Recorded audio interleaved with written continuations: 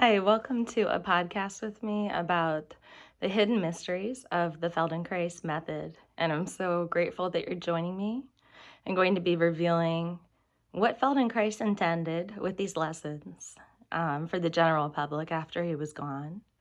I'm going to talk about the interesting things I've discovered that are rumors that are possibly true, many things that are true that are still unknown but speculated, and a lot more about the interesting way that Feldenkrais challenges our ability to perceive time. So I'm really glad you're here to join me. I'm Naya Shanti, and I'm so happy you're here. So just to delve into, is it quantum, which I didn't mention in the beginning, but in the comments.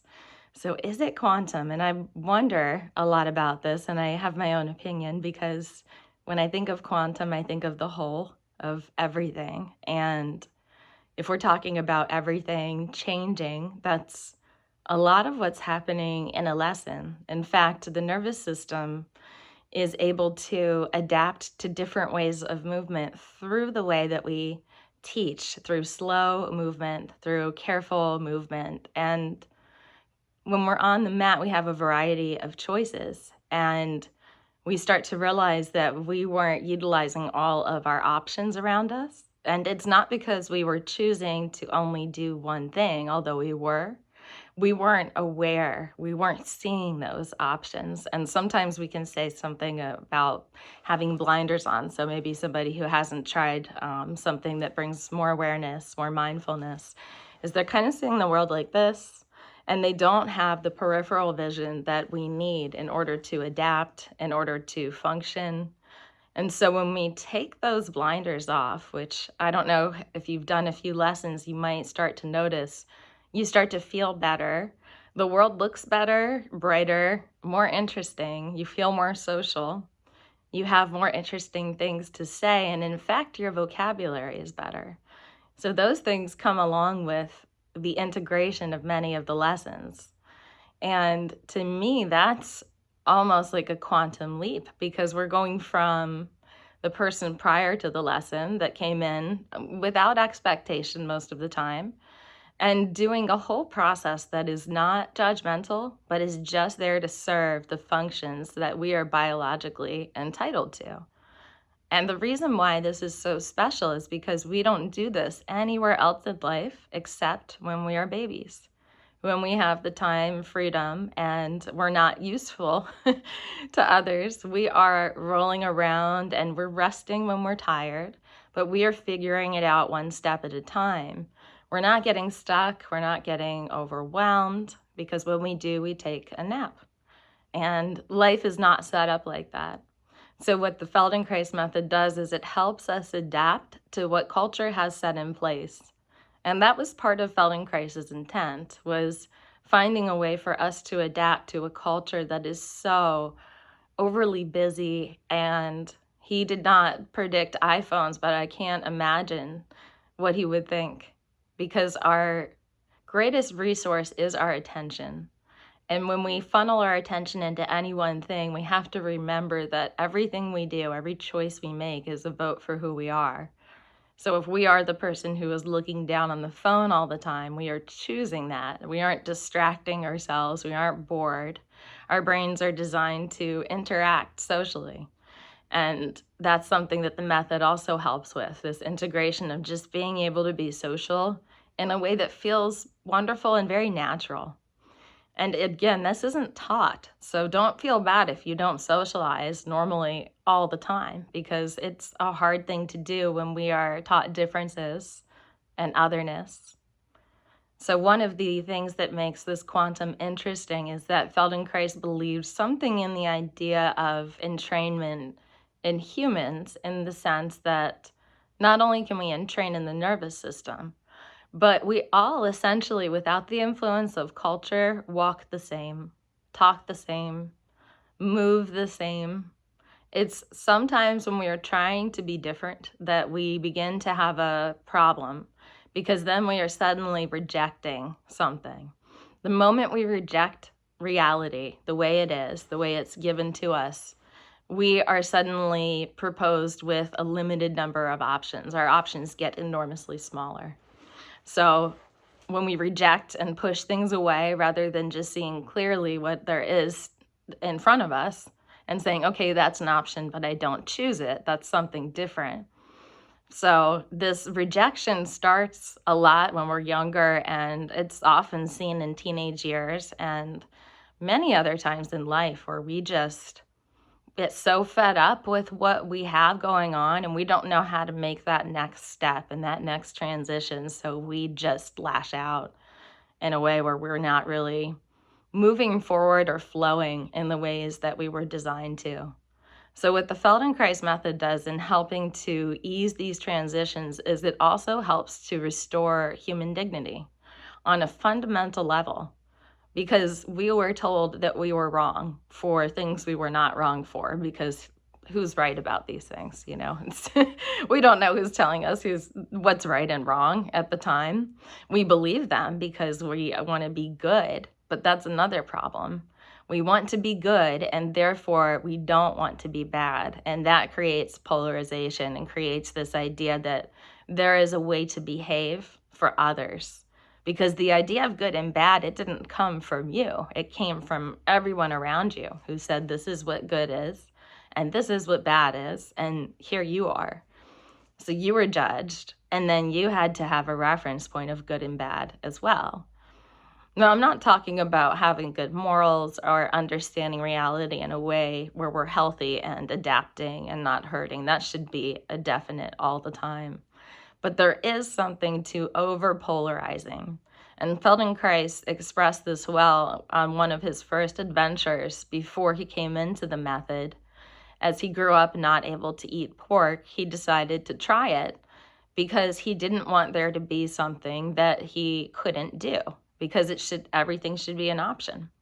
And I don't know if he ate it again. I don't think he liked it, but it had to be an option for him because everything needs to be. And I fought this because I was vegan, vegetarian. I was thinking, and in his lectures, Feldenkrais would often challenge those who were vegan and vegetarian and say, you need to eat a hamburger. And I thought, no, he's challenging who I am, like who I truly am. But really, when we feel challenged, what's happening inside of us?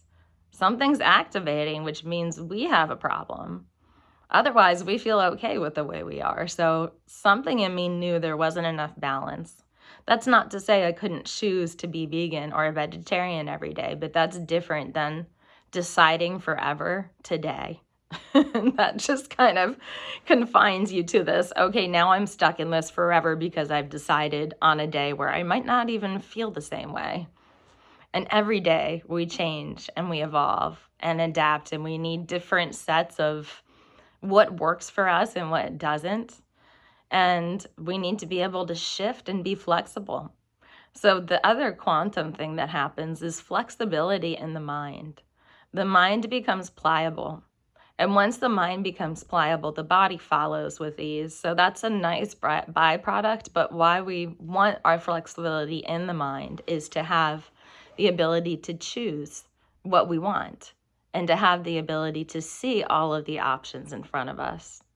And most importantly, the ability to be able to see how to solve a problem in a way that we weren't aware of yet. And this happens through a process of taking a moment to pause and take in what's happening, taking account of everything, being incredibly neutral and understanding that you don't know all of the possible solutions, and then allowing things to kind of come in to see what might work. We often get locked in on a problem and everything grips instead of just relaxing into the answer. It's easier said than done. I have kids. There are times where I've gone into fright or panic, and it doesn't serve either party, but it does happen. So how do you come out of that? That was another, what I also think of as quantum Feldenkrais tip, and I will give this to you now. If you're feeling an extreme emotion, all you need to do is go into it entirely with your whole body and your face.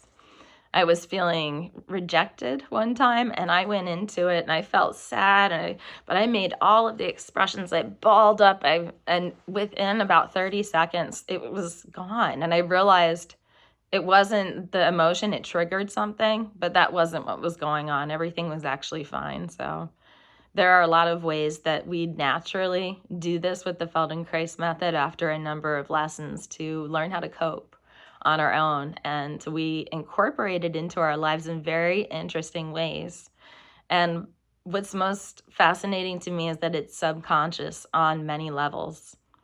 For instance, when I first started doing the Feldenkrais method, I would be late chronically. And all of a sudden, I would start showing up on time after a few lessons with ease, at not knowing how I did it. I had no clue what that process was, but it was happening naturally. And then a few weeks later, my bag was packed with everything in the right order, and I didn't remember doing it, but I knew I set an intention to organize. And so it's just part of many things I was doing at once. So while we focus on our attention being very specific, and that is how we learn, one thing that comes from that, I wouldn't call it multitasking, but I would say it's the ability to be able to shuffle around, and as something is happening, you're giving most of your attention, but you're still doing a task that you need for later that you might otherwise forget. So you become almost like this machine that understands when to do things and how to do things. So it's really interesting.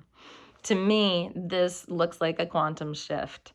It might not be one lesson, but it could be for me. It could be a year's worth of lessons, but something shifts fundamentally in our habits, in our choices, and therefore we're changing ourselves, even on a biological level, because we are not the same person who had those other choices and those other ways that we dealt with problems that were less than easy. Once we change and we make things easier, we change a lot more than that. Many of the people that I trained with were much older than me, but by the end of the training, they all looked very young. And it has so much to do with the way in which we attend to life and adapt to life. And that's why this method is so important on a quantum level. We are shifting ourselves in a way that should be impossible, but is not. All of a sudden lives get better. At least it starts with an improvement somewhere, and it spreads like wildfire. And after a while, the best part is that unlike other practices, you take on so much on your own that you may not need to practice as often. This is a lesson that gets your brain interested in all of the things that we are doing and the ways that we are doing them, so that everything becomes a little more playful, a little bit less intense. And when we get playful and curious, there's no room for intensity and fear. So this method gears us toward that consistent curiosity and fear.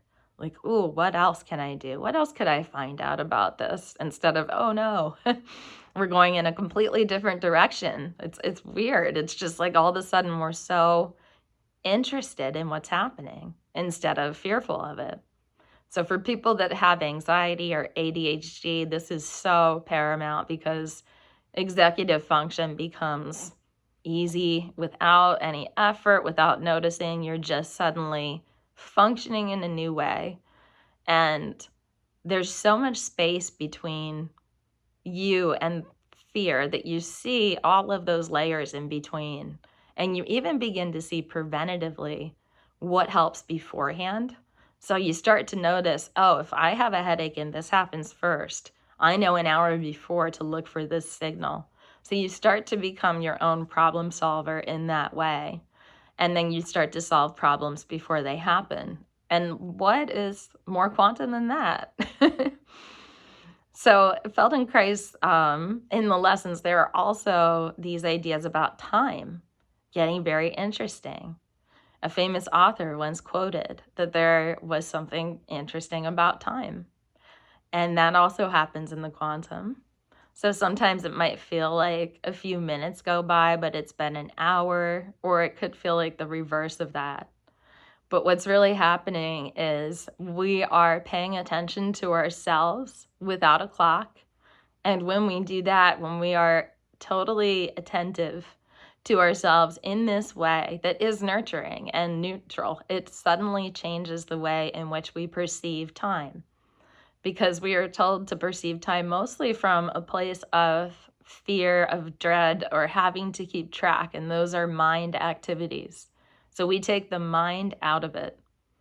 And by doing that, we're suddenly able to access a lot more of our brain power. The other way we access more brain power is by lying down for many lessons. That takes away about 90% of what the brain needs to stay focused in gravity. So we have more access to our brain that way. And the other thing we do is go very slow. And when we start to go very slow, we start to confuse ourselves a little bit about we're moving gracefully, the movement becomes pleasurable, so there's no beginning and there's no end once you get into that state. And then the destination becomes the journey. And when that happens, you're in the flow. So that's what the lessons kind of gear you towards as well. Now, people that have studied Taoism may notice a change about 15 minutes into any lesson. There might be a spiraling from the lower dantian, both up and down. And I experienced this in my first year of lessons.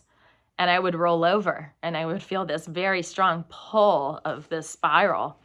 And what it's doing is spiraling us up to heaven, or Shen energy, which is heavenly energy, or youth energy, or we can think of it as where we come from and go back to. So it's pulling us up toward the heavens, and then that other energy is grounding us down to the earth. So we're becoming incredibly balanced within our human dignity, which we're also developing within the method. So those are some of the mysteries that I have wanted to share, but also one of the rumors that I've heard, and I think this is true, is that Feldenkrais himself had documents that he had developed about every mathematical equation that he did as far as his work individually and in group classes. And he used that as a choreography of sorts to solve any kind of ailment or problem. And I've seen some descriptions of this, and it looks like it might actually be true. And I can see how that would be interesting, you know, with a mathematical brain, someone who's a mechanic and a physicist. And so those are things we hope to discover in the coming years, as well as Feldenkrais's family holds on to a lot of his materials. So there are many things yet to be released, many things that are just being translated into English, and many lessons I have yet to share, ones that he used to train the Israeli army, which is really interesting. He won over the prime minister by giving him a lesson entirely on his head for a whole hour. So that seemed to help him with his posture, and he did a great job of training the army, but the lessons are fun and judo-based. So those are some I still have to bring to you, and the translations are good on those lessons. And there are so many other mysteries about why we feel more whole and more balanced and more embodied.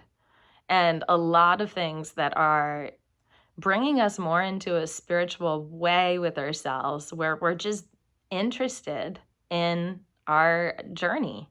We're not so interested in every destination or keeping track of time.